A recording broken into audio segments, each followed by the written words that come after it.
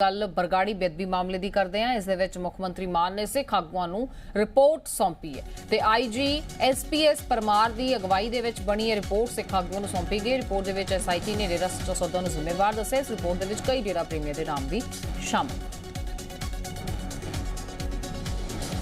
सो ये वो रिपोर्ट जिसनूं लगातार जनतक करने की मंग हो रही सी ते हुण मुख मंत्री पंजाब भगवंत सिंह मान वल्लों ये रिपोर्ट बरगाड़ी बेदबी मामले नाल जुड़ी हुई सिख आगुआं नूं सौंप दित्ती।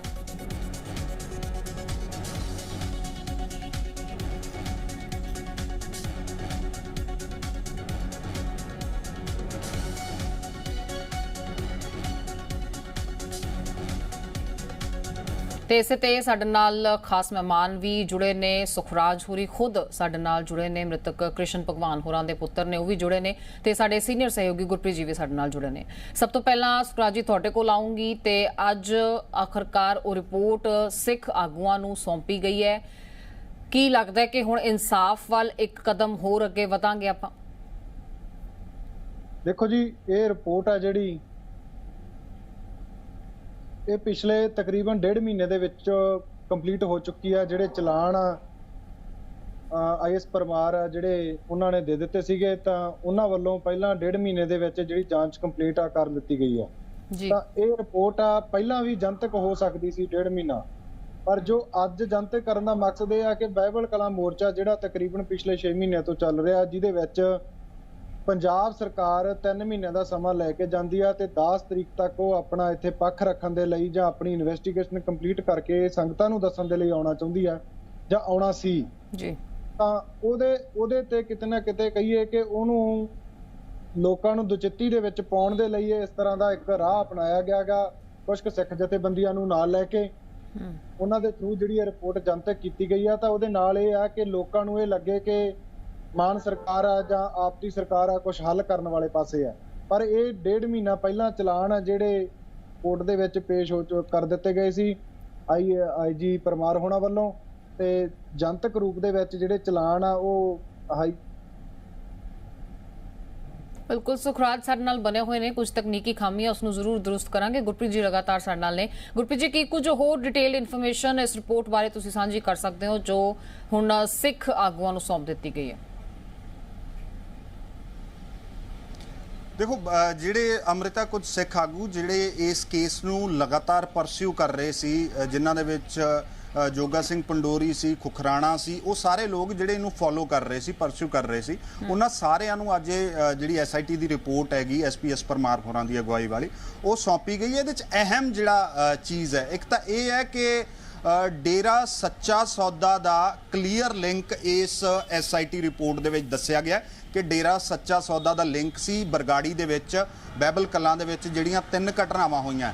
ਪਹਿਲੀ ਘਟਨਾ ਜਿਹੜੀ ਜੂਨ 1 2015 ਨੂੰ ਹੋਈ ਹੈਗੀ, ਜਦੋਂ ਬੁਰਜ ਜਵਾਰ ਸਿੰਘ ਵਾਲਾ ਪਿੰਡ ਦੇ ਵਿੱਚੋਂ ਸ਼੍ਰੀ ਗੁਰੂ ਗ੍ਰੰਥ ਸਾਹਿਬ ਦੇ ਜਿਹੜੇ ਸਰੂਪ ਹੈ ਉਹ ਚੋਰੀ ਕੀਤੇ ਜਾਂਦੇ ਹੈ। ਉਸ ਤੋਂ ਬਾਅਦ ਅਗਲੀ ਜਿਹੜੀ ਘਟਨਾ ਸੈਪਟੈਂਬਰ ਦੇ ਵਿੱਚ ਹੁੰਦੀ ਹੈ, ਜਦੋਂ ਪੀਰ ਗੇਟ ਹੈ ਜਿਹੜਾ ਉੱਥੇ ਪੋਸਟਰਸ ਲਗਾ ਦਿੱਤੇ ਜਾਂਦੇ ਤੇ ਉਹ ਪੋਸਟਰਸ ਦੇ ਵਿੱਚ ਸਿੱਖ ਭਾਈਚਾਰੇ ਬਾਰੇ, ਗੁਰੂ ਗ੍ਰੰਥ ਸਾਹਿਬ ਬਾਰੇ ਤੇ ਸਿੱਖ ਗੁਰੂਆਂ ਦੇ ਬਾਰੇ ਬੜੀ ਡੈਰੋਗੇਟਰੀ ਭਾਸ਼ਾ ਦਾ ਇਸਤੇਮਾਲ ਕੀਤਾ ਗਿਆ।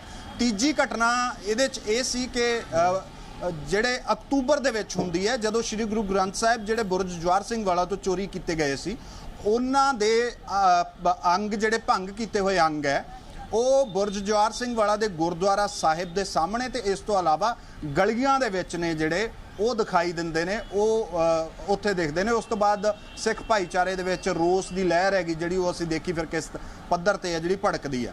ਤਾਂ ਇਹ 3 ਜਿਹੜੇ ਕੇਸਿਸ ਨੇ, ਇਹਨਾਂ ਸਾਰਿਆਂ ਦੀ ਜਾਂਚ ਹੈਗੀ ਜਿਹੜੀ SIT ਦੇ ਵੱਲੋਂ ਐਕਸਟੈਂਸਿਵਲੀ ਕੀਤੀ ਗਈ।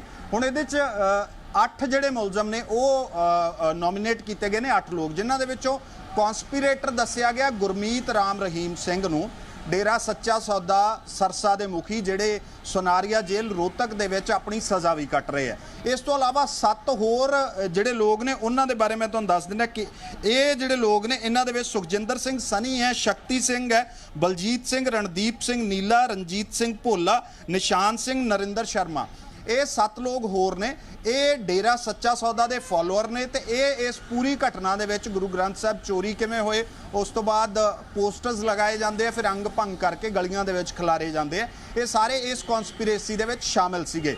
ਹੁਣ ਇਹਦੇ 'ਚ ਇੱਕ ਅਹਿਮ ਜਿਹੜੀ ਚੀਜ਼ ਹੈਗੀ ਜਾਂ ਇੱਕ ਅਹਿਮ ਕੜੀ ਜਿਹੜੀ ਨਿਕਲਦੀ ਆ ਉਹ ਹੈ CBI ਦੀ ਜਾਂਚ। CBI ਨੇ ਇਸ ਤੋਂ ਪਹਿਲਾਂ ਇਹਦੀ ਜਾਂਚ ਕੀਤੀ ਸੀ ਤੇ CBI ਨੇ ਇਸ ਜਾਂਚ ਦੇ ਵਿੱਚ ਡੇਰਾ ਸੱਚਾ ਸੌਦਾ ਦੇ ਨਾਲ ਇਹਨਾਂ ਸਾਰੇ ਕੇਸਿਸ ਦਾ ਕੋਈ ਲਿੰਕ ਨਹੀਂ ਲੱਭਿਆ ਸੀ ਤੇ CBI ਨੇ ਕਲੋਜ਼ਰ ਰਿਪੋਰਟ ਹੈ ਜਿਹੜੀ ਉਹ ਵੀ ਫਾਈਲ ਕਰ ਦਿੱਤੀ ਸੀ। ਪਰ SPS ਪਰਮਾਰ ਹੋਰਾਂ ਦੀ ਅਗਵਾਈ ਵਾਲੀ ਜਿਹੜੀ SIT ਹੈ ਉਹਦੀ ਫਾਈਂਡਿੰਗਸ ਦੇ ਵਿੱਚ ਇਹ ਆਇਆ ਹੈ ਕਿ ਡੇਰਾ ਸੱਚਾ ਸੌਦਾ ਦਾ ਲਿੰਕ ਇਹਨਾਂ ਘਟਨਾਵਾਂ ਦੇ ਨਾਲ ਸੀ ਤੇ ਇਹ ਜਿਹੜੀਆਂ ਘਟਨਾਵਾਂ ਵਾਪਰੀਆਂ ਨੇ ਉਹ ਡੇਰਾ ਸੱਚਾ ਸੌਦਾ ਮੁਖੀ ਦੇ ਕਹਿਣ ਤੇ ਵਾਪਰੀਆਂ ਤੇ ਉਹਨਾਂ ਦੇ ਫਾਲੋਅਰਸ ਦੇ ਵੱਲੋਂ ਇਹ ਘਟਨਾਵਾਂ ਨੂੰ ਅੰਜਾਮ ਦਿੱਤਾ ਗਿਆ। ਤਾਂ ਇਹ ਅਹਿਮ ਚੀਜ਼ ਹੈ ਜਿਹੜੀ ਹੁਣ ਨਿਕਲ ਕੇ ਇਹਦੇ ਵਿੱਚ ਸਾਹਮਣੇ ਆ ਰਹੀ ਹੈ ਕਿ ਡੇਰਾ ਸੱਚਾ ਸੌਦਾ ਪੂਰੀ ਤਰ੍ਹਾਂ ਸ਼ਾਮਿਲ ਸੀ ਇਹਦੇ ਵਿੱਚ, ਇਹ SIT ਦੀ ਰਿਪੋਰਟ ਦੇ ਵਿੱਚ ਹੈ। ਜੀ ਸੁਖਰਾਜ ਲਗਾਤਾਰ ਸਾਡੇ ਨਾਲ ਬਣੇ ਹੋਏ ਨੇ। ਸੁਖਰਾਜ, ਜਿਸ ਤਰ੍ਹਾਂ ਜ਼ਿਕਰ ਕਰ ਰਹੇ ਸੀ ਕਿ ਸਰਕਾਰ ਪਹਿਲਾਂ ਵੀ ਇਸ ਤਰ੍ਹਾਂ ਦਾ ਕਦਮ ਚੁੱਕ ਸਕਦੀ ਸੀ ਪਰ ਉਹ ਦੇਰੀ ਹੋਈ ਹੈ। ਸੁਖਰਾਜ, ਪਰ ਬਾਰ-ਬਾਰ ਇਹ ਜ਼ਰੂਰ ਕਿਹਾ ਜਾ ਰਿਹਾ ਹੈ ਕਿ ਇੱਕ ਉਮੀਦ ਜੋ ਹੈ ਉਸ ਨੂੰ ਫਿਰ ਤੋਂ ਬਰਕਰਾਰ ਵੇਖਿਆ ਜਾ ਰਿਹਾ ਹੈ ਕਿ ਤੁਹਾਨੂੰ ਮੈਂ ਫਿਰ ਉਹੀ ਸਵਾਲ ਦੁਹਰਾਉਂਗੀ, ਜ਼ਰੂਰ ਤੁਸੀਂ ਇਸ ਚੀਜ਼ ਦਾ ਜ਼ਿਕਰ ਕੀਤਾ ਕਿ ਦੇਰੀ ਹੋਈ ਹੈ, ਸਰਕਾਰ ਕਰ ਸਕਦੀ ਸੀ, ਪਹਿਲਾਂ ਨਹੀਂ ਕੀਤਾ ਗਿਆ, ਉਸਦੇ ਪਿੱਛੇ ਕੋਈ ਕਾਰਨ ਸਰਕਾਰ ਆਪਣੇ ਦੱਸਦੀ ਹੈ, ਪਰ ਹੁਣ ਜੋ ਇਹ ਰਿਪੋਰਟ ਜਨਤਕ ਹੋਈ ਹੈ, ਕੁਝ ਸਿੱਖ ਜਥੇਬੰਦੀਆਂ ਵੀ ਨੇ ਇਸ ਦੇ ਵਿੱਚ, ਕੁਝ ਸਿੱਖ ਆਗੂ ਵੀ ਨੇ ਜੋ ਲਗਾਤਾਰ ਇਸ ਨੂੰ ਫੋਲੋ ਕਰ ਰਹੇ ਸੀ, ਕੁਝ ਉਮੀਦ ਬੱਝੀ ਹੈ ਕਿ ਇਨਸਾਫ ਇਹ ਸਰਕਾਰ ਕਰੇਗੀ ਕਿਉਂਕਿ ਇਹ ਕੁਝ ਅਹਿਮ ਮੁੱਦੇ ਨੇ ਜਿਸ ਦੇ ਆਲੇ-ਦੁਆਲੇ ਲਗਾਤਾਰ ਪੰਜਾਬ ਦੀ ਪੋਲਿਟਿਕਸ ਵੀ ਘੁੰਮ ਰਹੀ ਹੈ।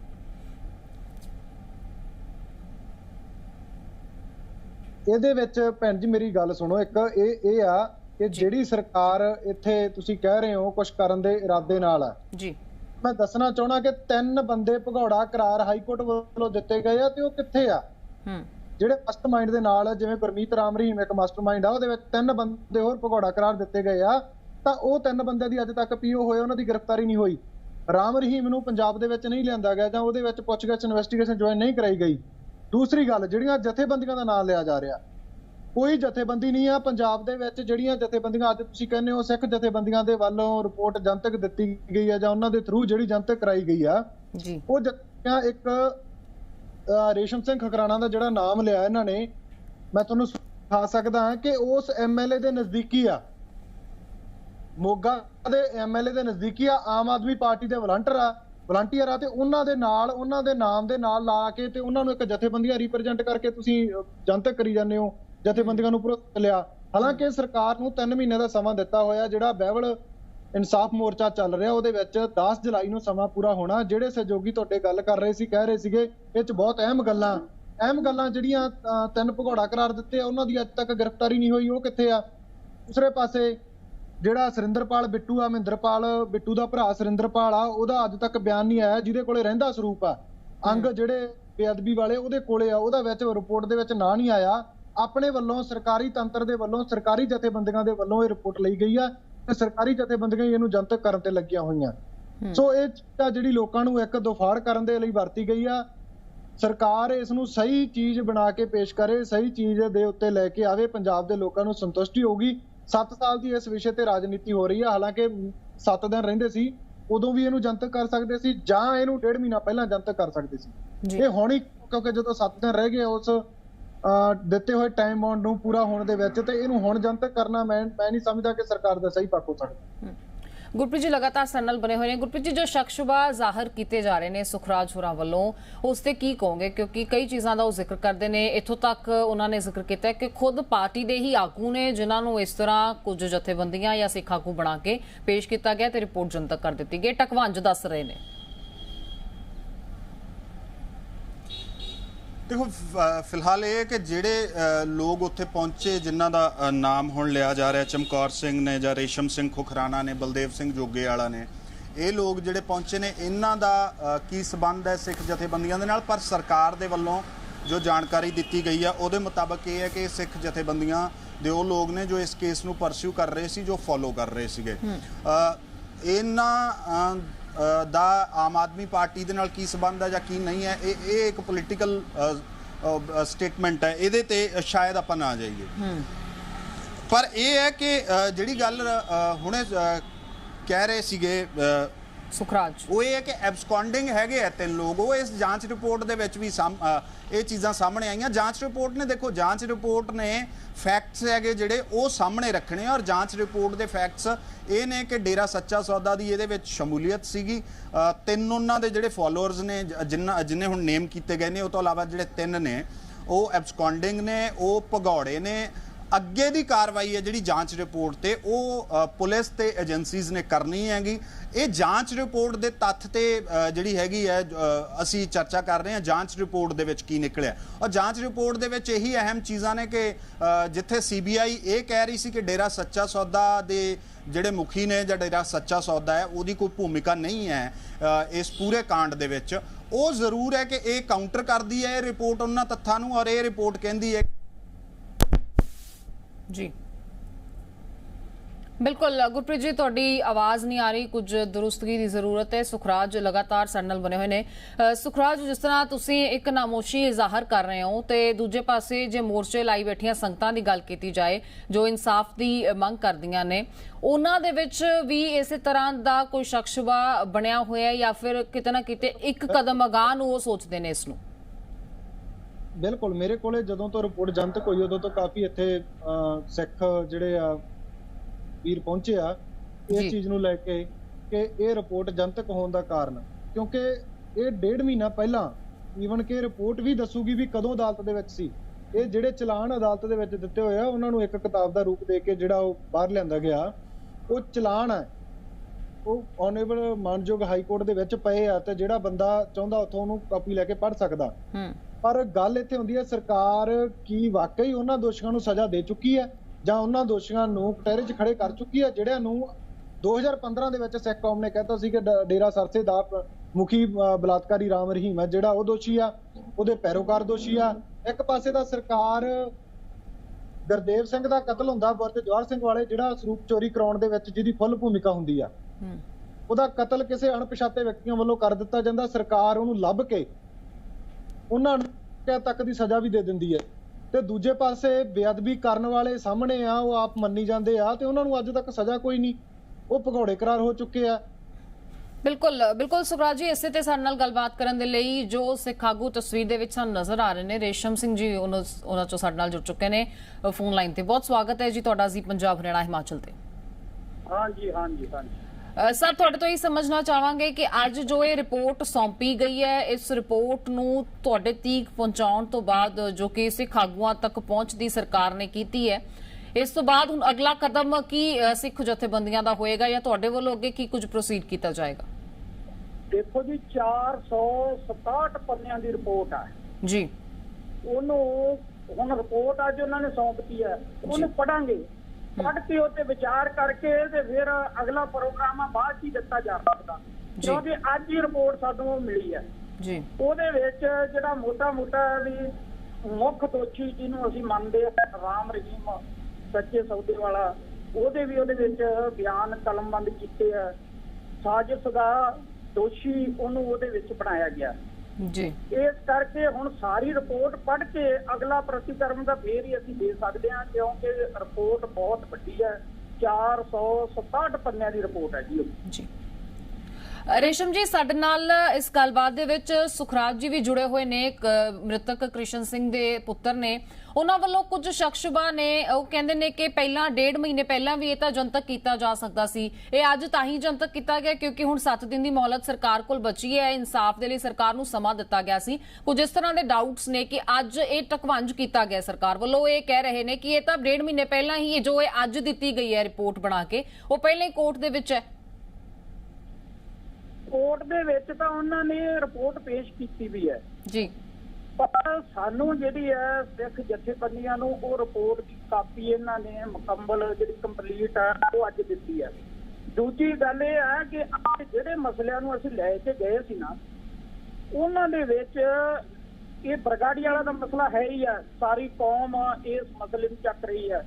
ਸਾਡਾ ਵੀਰ ਸੁਖਰਾਜ ਇਹ ਵੀ ਧਰਨੇ ਦੇ ਉੱਪਰ ਬੈਠਾ ਹੈ ਇਨਸਾਫ ਵਾਸਤੇ। ਦੂਸਰੀ ਗੱਲ ਇਹ ਹੈ ਜੀ ਵੀ ਇੱਕ ਕਲਿਆਣ ਪਿੰਡ ਤੋਂ ਜ਼ਿਲ੍ਹਾ ਪਟਿਆਲੇ ਤੋਂ ਗੁਰੂ ਗ੍ਰੰਥ ਸਾਹਿਬ ਦਾ ਸਰੂਪ ਚੋਰੀ ਹੋਇਆ ਸੀਗਾ ਜੀ।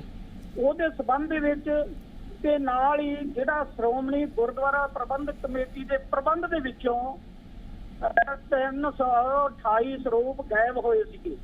ਅਸੀਂ 328 ਨਹੀਂ ਮੰਨਦੇ, ਅਨੇਕਾਂ ਸਰੂਪ ਆ।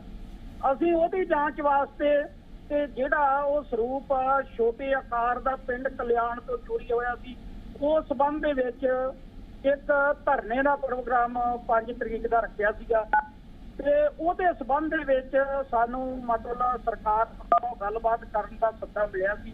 ਅਸਲ ਅਸੀਂ ਉਹ ਗੱਲਬਾਤ ਕਰਨ ਵਾਸਤੇ ਉੱਥੇ ਗਏ ਸੀਗੇ। ਇਹ ਰਿਪੋਰਟ ਦੀ ਵੀ ਉੱਥੇ ਜਦੋਂ ਗੱਲ ਚੱਲੀ ਵੀ ਦੋਸ਼ੀ ਜਿਹੜੇ ਅਸਲ ਆ ਉਹ ਹਜੇ ਪੁਲਿਸ ਦੀ ਗ੍ਰਿਫਤ ਤੋਂ ਬਾਹਰ ਆ, ਉਸ ਮੌਕੇ ਉਹਨਾਂ ਨੇ ਇਹ ਰਿਪੋਰਟ ਸਾਨੂੰ ਸੌਂਪੀ ਹੈ। ਹੁਣ ਇਹ ਜਿਹੜੀ ਰਿਪੋਰਟ ਹੈ ਇਹਨੂੰ ਪੜਾਂਗੇ, ਪੜ੍ਹ ਕੇ ਤੇ ਗੌਰ ਕਰਾਂਗੇ, ਫਿਰ ਦੇਖਾਂਗੇ ਵੀ ਇਹ 'ਚ ਕੀ ਲਿਖਿਆ ਹੋਇਆ, ਕਿਹਨੂੰ ਦੋਸ਼ੀ ਬਣਾਇਆ ਗਿਆ। ਉਸ ਤੋਂ ਬਾਅਦ ਆਪਾਂ ਅਗਲਾ ਜਿਹੜਾ ਪ੍ਰਤੀਕਰਮ ਉਹ ਦੇਵਾਂਗੇ। ਬਿਲਕੁਲ ਰੇਸ਼ਮ ਜੀ, ਬਹੁਤ ਸ਼ੁਕਰੀਆ, ਤੁਸੀਂ ਆਪਣੀ ਗੱਲ ਰੱਖੀ। ਸੁਖਰਾਜ ਵੀ ਲਗਾਤਾਰ ਸਾਡੇ ਨਾਲ ਨੇ। ਸੁਖਰਾਜ ਜੀ, ਤੁਸੀਂ ਸੁਣਿਆ, ਖੁਦ ਉਹਨਾਂ ਨੇ ਇਸ ਚੀਜ਼ ਦਾ ਜ਼ਿਕਰ ਕੀਤਾ ਹੈ ਕਿ ਬਿਲਕੁਲ ਕੋਰਟ ਦੇ ਵਿੱਚ ਕਾਪੀ ਸੀ, ਪਰ ਅੱਜ ਜਦੋਂ ਸਾਨੂੰ ਦਿੱਤੀਆਂ ਗਈਆਂ ਨੇ ਇਸ ਨੂੰ ਚੰਗੀ ਤਰ੍ਹਾਂ ਪੜ੍ਹਿਆ ਜਾਏਗਾ। ਇਸ ਦੇ ਵਿੱਚ ਕੀ ਕੁਝ ਦਰਜ ਹੈ, ਕੀ ਕੁਝ ਕਲਮਬੱਧ ਹੈ, ਕੀ ਕੁਝ ਲਿਖਿਆ ਗਿਆ ਹੈ, ਉਹ ਵੀ ਜ਼ਰੂਰ ਆਉਣ ਵਾਲੇ ਸਮੇਂ ਦੇ ਵਿੱਚ ਸਾਹਮਣੇ ਰੱਖਿਆ ਜਾਏਗਾ। ਹੋ ਸਕਦਾ ਹੈ ਕੁਝ ਹੋਰ ਚੀਜ਼ਾਂ ਦਾ ਵੀ ਜੋ ਹੈ ਸਿੱਖ ਜਥੇਬੰਦੀਆਂ ਸਾਹਮਣੇ ਰੱਖ ਸਕਣ। ਮੈਂ ਤੁਹਾਨੂੰ ਇੱਕ ਬੇਨਤੀ ਕਰਦਾ ਜੀ, ਦੇਖੋ ਜਿਹੜਾ ਬੰਦਾ ਕੇਸ ਨੂੰ ਫਾਲੋ ਅਪ ਕਰਦਾ ਹੋਵੇ ਉਹ 1.5 ਮਹੀਨੇ ਬਾਅਦ ਕਾਪੀ ਮਿਲਣ ਦਾ ਇੰਤਜ਼ਾਰ ਨਹੀਂ ਕਰਦਾ ਜੀ। ਮੇਰੇ ਕੇਸ ਹਾਈ ਕੋਰਟ ਦੇ ਦੋਨੇ ਚੱਲੀ ਜਾਂਦੇ ਆ, ਫਰੀਦਕੋਟ ਦੇ ਕੇਸ ਚੱਲੀ ਜਾਂਦੇ ਆ। ਆਰਡਰ ਜਦੋਂ ਹਾਈ ਕੋਰਟ ਦੇ ਵਿੱਚ ਜਾਂ ਜਿਹੜੀ ਵੀ ਕੋਰਟ ਦੇ ਵਿੱਚ ਚੜ੍ਹਦਾ ਤਾਂ ਤਕਰੀਬਨ ਆਪਾਂ ਨੂੰ ਨਾਲ ਦੀ ਨਾਲ ਸਾਈਟ ਤੇ ਅਵੇਲੇਬਲ ਹੋ ਜਾਂਦਾ ਜੇ ਆਪਾਂ ਕੇਸ ਦਾ ਫਾਲੋ ਅਪ ਕਰ ਰਹੇ ਹਾਂ। ਸੋ ਇਹ ਹਵਾ 'ਚ ਡਾਂਗਾ ਮਾਰਨ ਦਾ ਕੋਈ ਫਾਇਦਾ ਨਹੀਂ। ਜਦੋਂ ਤੁਸੀਂ ਫਾਲੋ ਅਪ ਹੀ ਨਹੀਂ ਕਰ ਰਹੇ, ਤੁਸੀਂ 1.5 ਮਹੀਨੇ ਬਾਅਦ ਰਿਪੋਰਟ ਕਹਿ ਰਹੇ ਹੋ ਕਿਤਾਬ 'ਚ ਬੰਦ ਹੋ ਕੇ ਸਾਡੇ ਕੋਲੇ ਆਈ ਹੈ, ਅਸੀਂ ਉਹਨੂੰ ਪੜਾਂਗੇ ਤੇ ਅਸੀਂ ਉਹਨੂੰ ਫਿਰ ਵਾਚਾਂਗੇ, ਫਿਰ ਅਸੀਂ ਦੇਖਾਂਗੇ। ਤੇ ਰਿਪੋਰਟ ਪੜ੍ਹਨ ਨੂੰ 1.5 ਮਹੀਨੇ ਦੇ ਤੁਸੀਂ ਗੱਲ ਕਰਦੇ। ਜੇ ਤੁਸੀਂ ਇਸ ਮੋਰਚੇ 'ਚ ਆ ਕੇ ਸਾਡੇ ਨਾਲ ਗੱਲਬਾਤ ਵੀ ਕੀਤੀ ਹੁੰਦੀ, ਤੁਹਾਨੂੰ ਰਿਪੋਰਟ ਲੈਣ ਆਉਣ ਦਾ ਜਾਣ ਦਾ ਫਾਇਦਾ ਨਹੀਂ ਸੀਗਾ, ਜਾਣ ਦੀ ਗੱਲ ਹੀ ਨਹੀਂ ਬਣਨੀ ਸੀਗੀ। ਤੁਹਾਨੂੰ ਪਤਾ ਹੀ ਹੁੰਦਾ, ਇੱਥੋਂ ਪਤਾ ਲੱਗਦਾ ਅਸੀਂ ਪੁਸ਼ ਅਪ ਕੋਈ ਨਹੀਂ ਕੀਤਾ, ਬੈਕਅਪ ਕੋਈ ਨਹੀਂ ਕੀਤਾ, ਸਾਡੇ ਕੋਲੇ ਪਿਛਲਾ ਰਿਕਾਰਡ ਕੋਈ ਨਹੀਂ ਆ। ਅਸੀਂ ਗਏ ਆ, ਅਸੀਂ ਆਪਣੀ ਧੌਂਸ ਜਮਾਉਣ ਗਏ ਆ, ਅਸੀਂ ਗਏ ਆ ਵੀ ਨਿਆਂ ਲੈ ਕੇ ਦੇਵਾਂਗੇ ਜਥੇਬੰਦੀਆਂ ਨੂੰ, ਪਰ ਨਹੀਂ ਇੱਕ ਪ੍ਰੀ ਪਲਾਨਡ ਕੰਮ ਕਰਨ ਜਦੋਂ ਅਸੀਂ ਗਏ ਆ ਨਾ, ਉਦੋਂ ਸਾਨੂੰ ਪਤਾ ਲੱਗ ਗਿਆ ਵੀ ਇੱਕ ਰਿਪੋਰਟ ਦਿੱਤੀ ਗਈ ਆ, ਉਹ ਚਲਾਨ ਹੈ। ਮੈਂ ਕਹਿੰਦਾ ਚਲਾਨ ਹੈ, ਰਿਪੋਰਟ ਸਾਰੀ ਰਿਪੋਰਟ ਹੈ ਚਲਾਨ ਦੇ ਰੂਪ ਦੇ ਵਿੱਚ ਜਾਂਦੀ ਹੁੰਦੀ ਆ। ਉਹ ਚਲਾਨ ਸਟੈਪ ਬਾਏ ਸਟੈਪ ਕੋਰਟ ਦੇ ਵਿੱਚ ਦਿੱਤੇ ਹੋਏ ਆ, ਤਾਂ ਉਹਨਾਂ ਨੂੰ ਵਨ ਟਾਈਮ ਇੱਕ ਕਿਤਾਬ ਬਣਾ ਕੇ ਜਿਹੜਾ ਉਹਨਾਂ ਨੂੰ ਦੇ ਦਿੱਤੀ ਗਈ ਆ। ਉਹ ਕਿਤਾਬਾਂ ਅੱਜ ਦੀਆਂ ਨਹੀਂ, ਉਹ 1.5 ਮਹੀਨਾ ਪਹਿਲਾਂ ਦੀਆਂ ਬਣ ਚੁੱਕੀਆਂ। ਜੇ ਇੰਨੀ ਕੁ ਹਮਦਰਦੀ ਹੁੰਦੀ, ਇੰਨੀ ਕੁ ਸਿੱਖ ਕੌਮ ਦੇ ਨਾਲ ਦਰਦ ਹੁੰਦਾ ਕਿ ਅਸੀਂ ਉਹਦਾ ਨਿਆਂ ਲੈਣਾ, ਤਾਂ 7 ਸਾਲ ਦਾ ਕੰਮ ਚੱਲੀ ਜਾਂਦਾ। ਪਰ ਐਨ ਟਾਈਮ ਤੇ ਆ ਕੇ 3 ਮਹੀਨਿਆਂ ਦਾ ਸਮਾਂ ਜਿਹੜਾ ਰਹਿ ਗਿਆ, ਉਹਦੇ ਵਿੱਚ 7 ਦਿਨ ਦਾ ਸਮਾਂ ਰਹਿ ਗਿਆ, ਉਹਦੇ ਵਿੱਚੋਂ ਹੁਣੀ ਕਿਉਂ ਇਹਨਾਂ ਨੇ ਜਾਣਾ ਸੀ, ਹੁਣੀ ਕਿਉਂ ਇਹਨਾਂ ਨੇ ਗੱਲ ਕਰਨੀ ਸੀ। ਸੋ ਇੱਥੋਂ ਸਰਕਾਰ ਦੀ ਸੁਖਰਾਜ ਜੀ, ਸਵਾਲ ਕਈ ਨੇ, ਪਰ ਇੱਥੇ ਉਮੀਦ ਇਨਸਾਫ ਦੀ ਹੀ ਕੀਤੀ ਜਾ ਰਹੀ ਹੈ, ਅੱਜ ਤੋਂ ਨਹੀਂ ਬਲਕਿ ਪਿਛਲੇ 7 ਸਾਲਾਂ ਤੋਂ। ਹਾਲਾਂਕਿ ਜੋ ਸਰਕਾਰ ਹੈ ਜਾਂ ਜੋ ਪਾਰਟੀਆਂ ਨੇ, ਸਿਆਸਤ ਇਸ ਮੁੱਦੇ ਦੇ ਆਲੇ-ਦੁਆਲੇ ਬਹੁਤ ਹੁੰਦੀ ਹੈ, ਪਰ ਇਨਸਾਫ ਕੌਣ ਕਦੋਂ ਕਿਵੇਂ ਲੈ ਕੇ ਦੇ ਸਕੇਗਾ ਇਹ ਜ਼ਰੂਰ ਵੇਖਣਾ ਹੋਏਗਾ। ਫਿਲਹਾਲ ਨਿਗਾਹਾਂ ਇਸ ਤੇ ਹੀ ਨੇ ਕਿ ਸਰਕਾਰ ਜੋ ਮੌਜੂਦਾ ਹੈ ਉਹ ਇਸ ਮਾਮਲੇ ਦੇ ਵਿੱਚ ਕਿੱਥੋਂ ਤੱਕ ਇਨਸਾਫ ਲੈ ਕੇ ਦੇ ਸਕੇਗੀ। ਬਹੁਤ ਸ਼ੁਕਰੀਆ ਤੁਸੀਂ ਸਾਡੇ ਨਾਲ ਇਸ ਚਰਚਾ ਦੇ ਵਿੱਚ ਜੁੜੇ। ਬਹੁਤ ਧੰਨਵਾਦ ਗੁਰਪ੍ਰੀਤ ਜੀ ਤੁਹਾਡਾ ਵੀ ਤਮਾਮ ਜਾਣਕਾਰੀ ਸਾਡੇ ਤੱਕ ਪਹੁੰਚਾਉਣ ਦੇ ਲਈ।